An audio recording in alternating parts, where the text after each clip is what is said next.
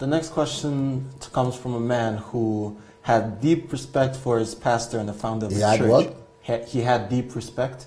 Deep respect, okay. For the founder and the pastor of the church. Okay. But recently found out that he has been lying, he's been involved in a big sin, and he's still preaching, and he's still the preacher of the church. Okay. What should he do in this scenario? It is one thing for you to respect somebody, either it's a founder of the church, it's not a founder of the church, when the person is upright. And it's another thing for you to respect them when they are having challenges or when they are not upright. That shouldn't affect your respect. Anybody that deserves respect in your life will always deserve respect, should always deserve respect. You should not say because the action of somebody makes you to stop respecting them. What people do shouldn't change you. You should still be who you are.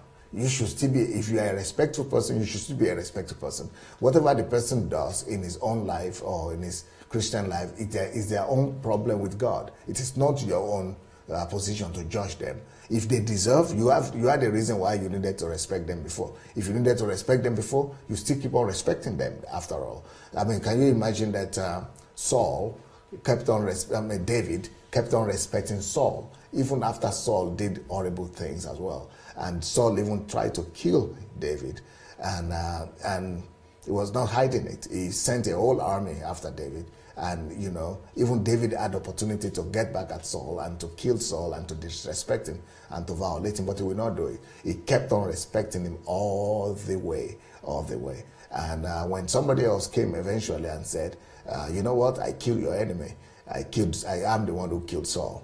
David was so vexed at that, and he said, how dare you lift your hand against the anointed of the Lord? Despite all what Saul had done, David still saw him as deserving respect and honor, not because of his action, but because he was the anointed of the Lord in the first place. He deserved to be respected in the first place because he was chosen of the Lord, because of his status, because of his calling. Even though he had even been dethroned, but he was still being respected. David was now the king, but he was still respecting him.